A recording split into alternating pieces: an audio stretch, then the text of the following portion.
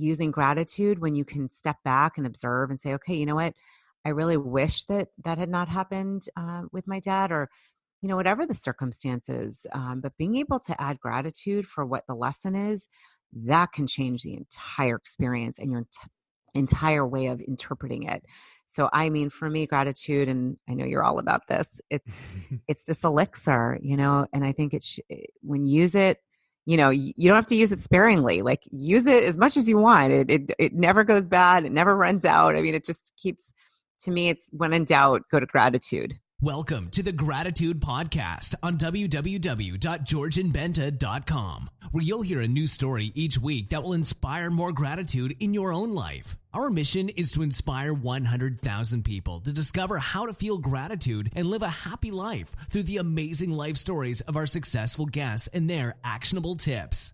And now, the host of our podcast, Georgian Benta. Hi, Gratitude Seeker. Welcome to a new episode of the Gratitude Podcast. Today, with us, we have a very interesting person. Her dreams were shattered when she was told she was too big to be a dancer. She had a serious food addiction due to stress of growing up with a father who suffered from PTSD and struggled financially.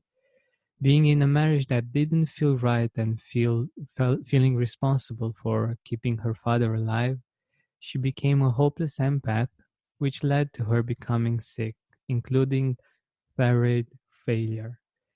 Her turning point was when she considered driving her car into a tree and end her life.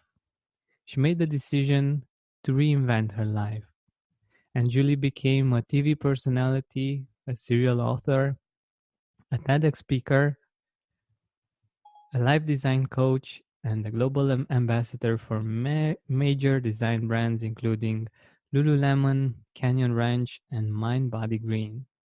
She also directed the documentary Hungry for More, and her meditations have been downloaded over 100,000 times. Today with us, we have Julie Reisler. Welcome, Julie.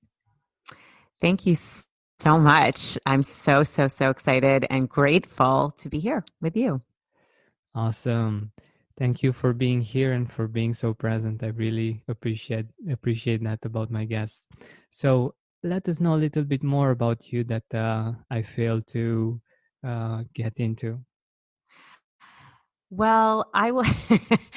We just in knowing we have only a certain amount of time, I'll do the Cliff Notes version because there's, of course, it's funny hearing like life boiled down in a few sentences. Although you did an amazing job, and that definitely hits the head on the nail. I think for me, what I think is really important, and this is sort of the area that I'm obsessed with, and that I love helping what I call big-hearted, high-achieving men and women with, is really learning to both love who you are, love yourself fully, and learning to listen and trust that deep inner wisdom, inner voice. And I did a lot of life kind of out of the lane of listening to myself, not having a lot of self-love, care, respect for who I was. And I always joke that one of the books I wrote was called Get a PhD in You. And I said I had a PhD in people pleasing. I was really, really good at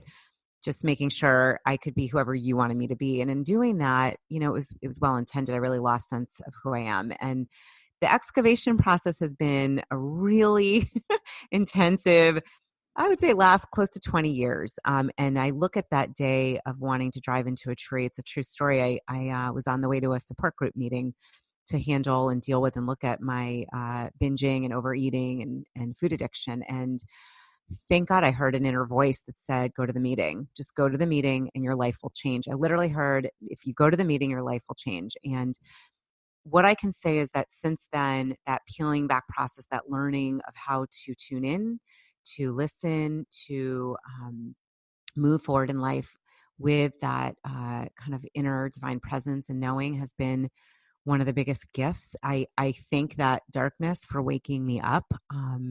And today, what I'm really obsessed with is helping anyone that feels like, their light is turned off, anyone that feels like they're just, not fully there and like something's missing, I know what that's like. And I also know, that with things like gratitude, shifting the way you see things and really tuning in, getting quiet and listening, honoring yourself, learning to love who you are and who you're not. Those are treasures. And they've saved my life. They've changed my life. They transformed my life and have given me life. And that is so much of the passion that fuels who I am today and all that I'm here trying to do to help others really get who they are, get that we are each sacred beings. It's the way I look at it. So I'm grateful today. Gratitude is a huge part of my existence. I tune into it every single morning in a structured way. And I also try to do it as often as possible in a non-structured way. I talk out loud to myself. So anyhow, hopefully that fills it in the gap a little bit to give a little more kind of sense of who I am. I'm grateful to be here. And I hope anything I say, my intention is always that, at least whoever's listening gets at least something impactful that can help transform your life today. So that's where I'm coming from. Beautiful. I think you've described it very well and very interesting. Like especially this part about how you came to this idea of becoming the US you, because Yeah. we sometimes forget to be ourselves when we are surrounded by people, and everyone might want us to be in a certain way. And how do we do that? How do we get back to who we are? Exactly. It's interesting.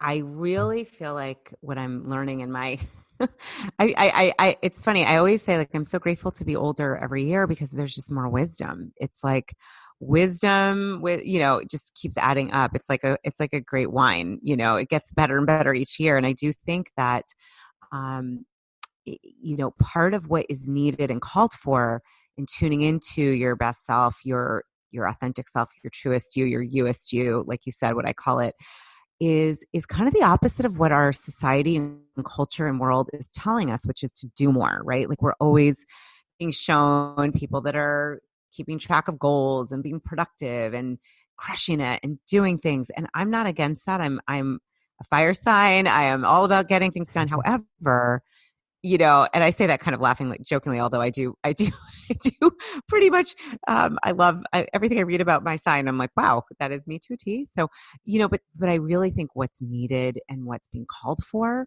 on a massive level, not just for me, not just for anyone listening, but like at a global level is really more of is more in the realm of being still, of that receptivity, of reflection, going within, getting quiet. It's actually the opposite. It can feel very frenzied to me. Like if anyone listening is into social media or into, TV and media, like there's a lot being thrown at us. And I really think becoming your USU, a big piece of that is learning to get still and quiet. You've got to be able to hear and listen and feel or sense whatever your way of intuiting is, being still and meditating. I have a process. I have 2 books called Get a PhD in You. And I just broke it down. My joke was after I went through all of this meetings and recovery and support group and working with a therapist and a coach and a sponsor. I mean, like 50 grand of therapy and all of that. There was a day that I went to a support group and I came away with a friend and I said, my gosh, I feel like I just got a PhD in myself. Like I literally for once feel like I've got a sense. And so I have a really simple method. It's just PhD. I just liked the play on words. I think that we get PhD in topics and study everything but ourselves. So for me, it's really looking at the past. What has worked well? What are your strengths? What are your gifts? Let's focus on where you've thrived, not where you suck and where you're doing well. And then bring that forward to the present. What is working well right now? What are you hearing? What are you seeing? What are you feeling? Get really close to that present moment. So you're kind of carrying and harnessing the gifts of the past. You're bringing them to the present and then designing your dreams, your desires for the future. BD. And so really going within, and I have a guided meditation to do that. And even if you don't have the meditation, it could just be listening to music or being still and really letting yourself imagine what do you want your life to feel like and be like 6 months, a year, 5 years from now. Let yourself really take the best of the best from the past, from who you are now, your strengths, your unique brilliance, and then create it going forward. That's not the only thing, but I think that's an important process because we often are in the past looking at what didn't work and how we screwed up. I know this very well myself, or we're looking into the future with fear and doubt. And so I can just tell you what's worked for me is kind of putting that on its head and looking at life and who you are, A, as a sacred and divine being, or whatever words work for you, as someone who's here with a purpose, with a passion. And then B, it's really, how do I tap into my gifts, what I came here to share? We all have them. Everybody, everyone listening, we all have them. We all have unique ones that, Georgian, you have certain gifts that only you have, and I have certain gifts that only I have. And I believe really the goal is to listen and tune into them, and then to live by those and share those. That I think would create a very, very different world, a very different place to live in if we were tuning into that way of being. And notice I said being and not doing, even though I often get caught up in the doing, the human doing versus the human being. So yeah, that's a little bit on where you can start. Yeah, I sure share many of the things, of the perspectives that you just shared.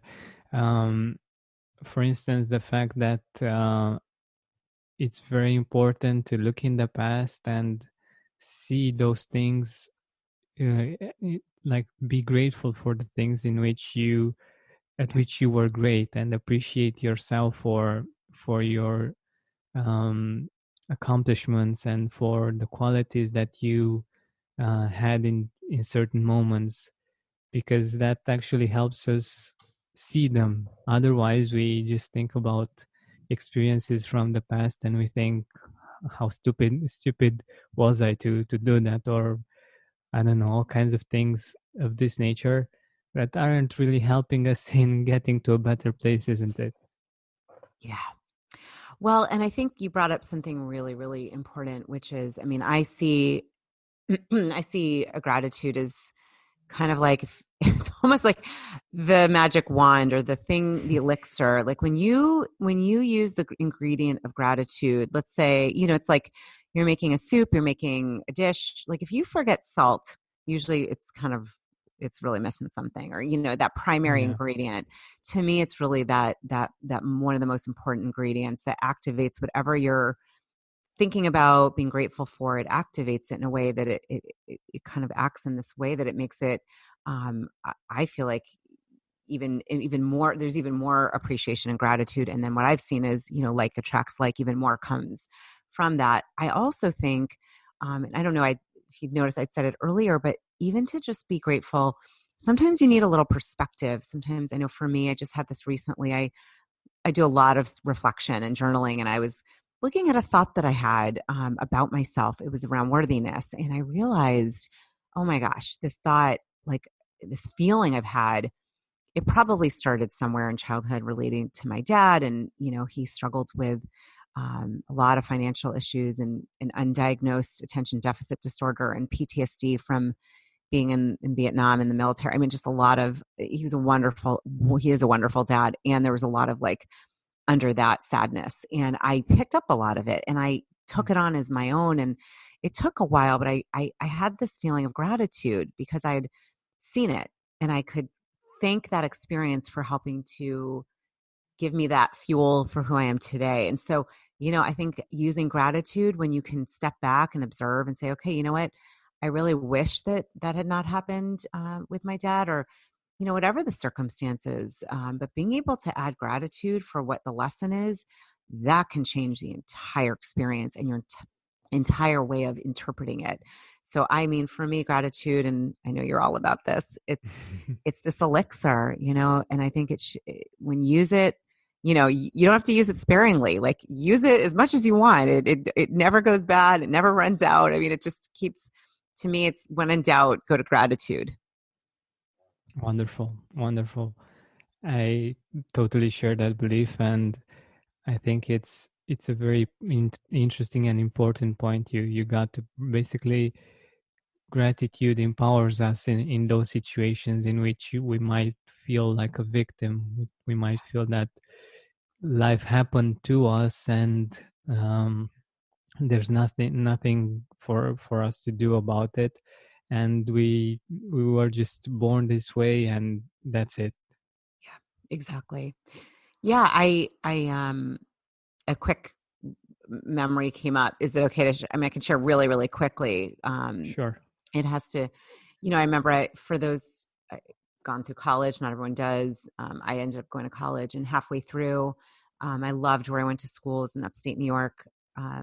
Just beautiful, just campus community. I loved my courses. I mean, I'm like a one of those nerds. I love to learn. I love school. I could be in school. If I could be in school the rest of my life, I see life as a school. I love learning. Yeah. So I was like in love with everything to do with my experience at this university. And my mom called me and basically said, this is, I think, my beginning of my junior year. And she's like, look, Julie, unfortunately, Dad's out of a job again. His business folded. I mean, this was like, I heard this many times. We're not going to be able to send you back. Like, I didn't have enough financial aid at that point. I was working, I think, 3 jobs. I'm not kidding. I had 3 jobs on top Oh of my God. school, and that didn't cover it. And she's like, we can't afford it. And it was really upsetting. Like, even just thinking about it makes me want to cry. I was like, okay, that is not an option. And I dug within, and we were very lucky. I just said, okay, what are the options? Who in our life might be able to help, or like, and where can I be grateful for this experience? And I just had this memory, or all of a sudden I said to my mom, I had this amazing relative, a great aunt who's extremely generous, who, her husband had a very successful business, and she gave a lot to charity and did a lot to help humanity. And I just thought, this is uncomfortable, but I could ask her, as a loan. And let me just tell you, it was an enormous amount of money. I'd never done anything like that. I was 19 years old, and I'll tell you what, I called her out of the blue. I've not seen her in 10 years. And it's like literally one of the most uncomfortable moments in my life. But I called her and I just said, listen, I want to share with you, this is what's going on. I'm in love with school. If there's any way you can loan me the money, I can't even tell you the difference it would make. And she ended up loaning me the money, and I paid her back. I'm not kidding.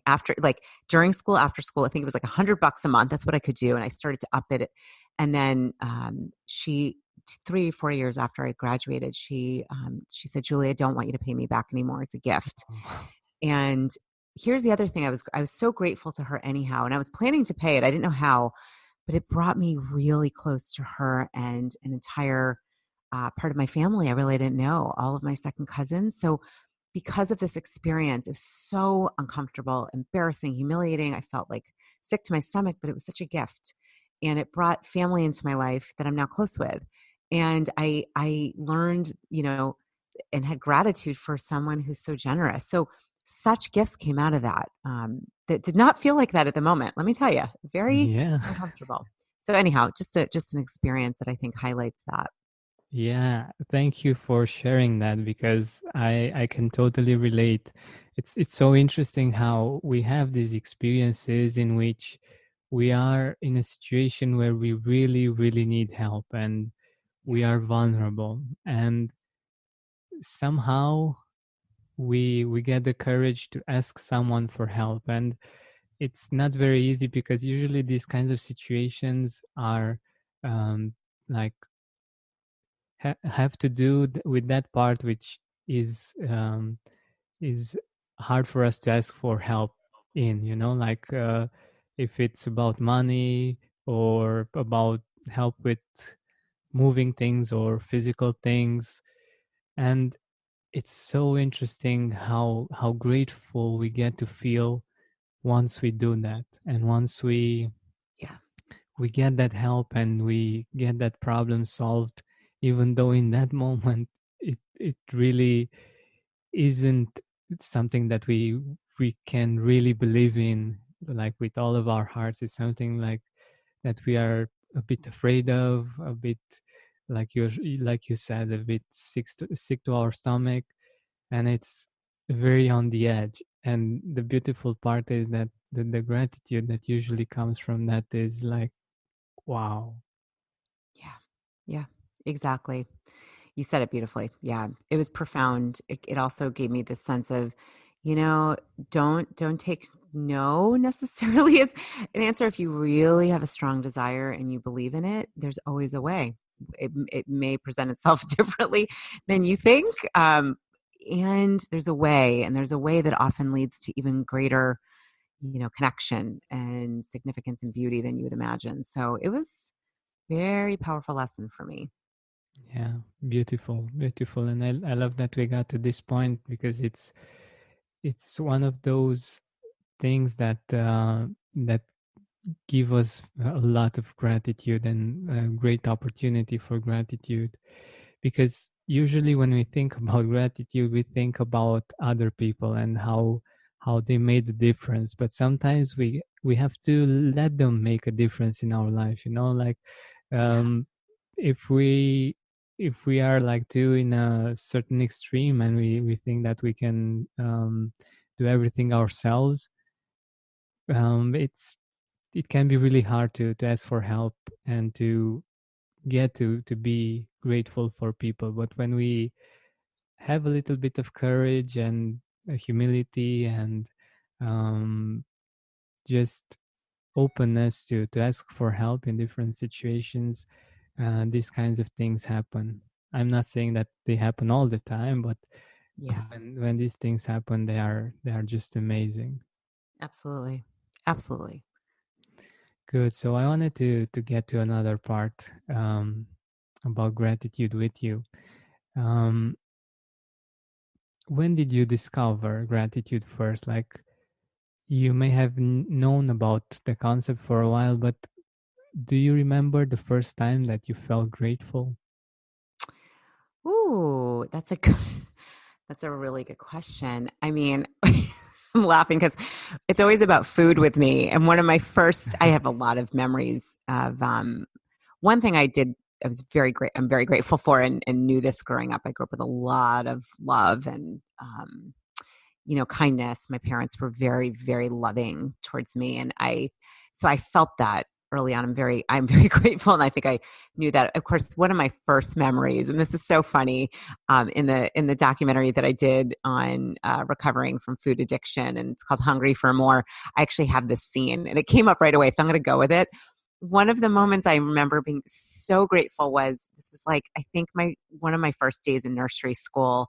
I grew up in the Boston area, and my dad, it was like a crisp autumn day, and my dad took me to nursery school. I had my favorite stuffed animal, which I still have, by the way. It's an elephant, not a bear. It's a little elephant. I just remember holding it. I was wearing like a dress. And of course, we went to get donuts. And I think I got two chocolate sprinkled donuts. I don't know why he let me eat two donuts when I was 4, but that's okay. But it's such a profound memory. It's so funny because I can remember just a lot of joy and gratitude and love, and obviously donuts, and I had my favorite animal, and I had my best friend at nursery school. So it's a pretty high point moment when I was little. That's the first memory that I can like zoom in on. There are many others too. But I grew up with a mom who openly also struggled with emotional overeating, food addiction. She was in a support group when I was like 9 or 10, and at that time it was really not that cool at all to be into this personal development stuff. So she Mm, had the gratitude journal, the abundance. I think it was like I forget what it's called. It's the book about simple abundance. She was very into Louise Hay, who was mhm, all about gratitude. So I kind of was raised with Louise Hay and these incredible, thought leaders that were talking about, look, you can change your life with gratitude. And, she would have me look in the mirror. It was like a Saturday Night Live spoof, but she did this. She would have me look in the mirror, hug myself and say, I'm grateful for you. I love you. And I thought it was so hoaxy and cheesy and I hated it, but the seed was planted, and it was actually a gift that later on I was like, oh, that's actually very wise. So I'm lucky in that way, even when things felt really off and rough and not great internally. I did have this foundation. They planted, the soil was rich with kind of seeds of gratitude and knowing that that would make a difference. So, yeah, that's kind of as I got older, I was lucky to have that.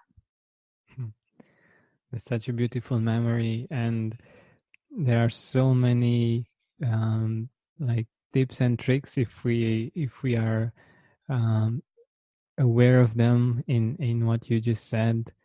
I think it's a great way of educating children about gratitude, even if they say or they feel that it might be cheesy right now. Yeah. In 10 or 20 years or something, they might actually really appreciate those seeds, and they might grow into something beautiful, as is the case with Julie here. And yeah, I think it's a wonderfully simple experience that you just shared, that makes us think about what we are grateful in our life, and the things that we can appreciate, and the fact that they don't need to be something like really big Yeah. that needs to happen in order for us to be grateful. And I think that's a really beautiful and inspiring story, so thank you for that. Absolutely. Can I add one thing to what you just said? Sure. Because I think something's really important. I just noticed I have this inner voice that's gotten very loud, and I was like, oh, that's so right on what you said, which is, and this is something, and again, I think a lot of us are very in tune with these, big wins and hitting the milestone. And I'm going to, partying and celebrating when you do X, Y, and Z that's really big. And I've actually I'm learning, it's not like I've figured this all out, but I think learning to appreciate and celebrate whatever, even especially, not even, especially those small little moments that can go unnoticed. What I've been really seeing is that when you can start making it a practice to notice, like, getting into a car, there you go. That's one, the tree, we're in the time of leaves falling and changing. Mhm. Any, the more you can get into that, just noticing those small moments, I really think that increases life happiness and joy and presence. And I think it can be counterintuitive, counterculture at times, because we're so attuned to, being grateful for the big, big, big milestones and wins. And it's actually the smaller ones. So I love what you just said. And it made me think about, this whole idea that what you appreciate appreciates. And I have seen that in my own life and with clients I work with, people I connect with. It's just, it's beautiful. The more you can tune into the small moments, those little moments, it's like, that to me is where you start seeing the magic of life. Exactly. I think there's a quote from Einstein that says something like, um, you can look at life as if everything is a miracle, or as if nothing is a miracle. Yeah. And this works perfectly in this case. And I think it's a really beautiful way of looking at life and making a choice, like, how do I want to live my life? Like, nothing is a miracle, or like everything is a miracle. So it's really up to us how we choose to live, and how we choose to see life. But since we're getting to the end of our time together, I wanted to ask you about the people in your life. Like, who were the people that made a difference in your life, and that you're grateful for, that you would love to mention? Mm. All right. Well, I know I'm going to try to keep this short. I have a long, long list, but I would say some of those that are not on this planet anymore, like Louise Hay and Wayne Dyer, Mm. honestly have been huge inspirations and part of my growth and development. My first sponsor in recovery program, Paula, my mom, who's the most positive person on the planet. I feel like I have so many dear friends that are, just that my best friend Meg, I've known since I was 5, who's always Wow. seen the light. Yeah, just, and my husband Heath, who's always reflects the best of me, and frankly, I feel like um, people that I haven't met yet, like truly like Oprah, who I grew up with and just watched her go from her story of, poverty and abuse to where she is. She's a light for me and so many others. And then I'm grateful to myself for tuning into my best self and, what I call my meest me. Like, I really am grateful that I decided to, well, I'm beyond grateful. I decided to go to that meeting and not end it. And, yeah, just, and obviously, so many of those that are just, that have been a stand for me and for my best, and that have shown what, my great aunt who helped me through college. There's so many. I can't even name them all. Probably the two biggest teachers are my two children. I have two children, and I would say the gratitude for experiencing that is beyond measure, no words. And really, I'm really grateful to be here today. I hope this added value. I hope anyone that tunes in, got some inspiration or wisdom or something that spoke to them. That's always, again, my intention is to make an impact and help people to be more awake and love their lives and be grateful. So thank you, Georgian. It's been fun, really fun. My pleasure, my pleasure. And I think you got to a very interesting point that I think it's very important for all of us to be grateful for ourselves as well, like for the fact that we, for instance, when it comes to the gratitude seekers, that they chose to spend this time with us and spend this time focusing on gratitude and listening to inspiring stories about gratitude.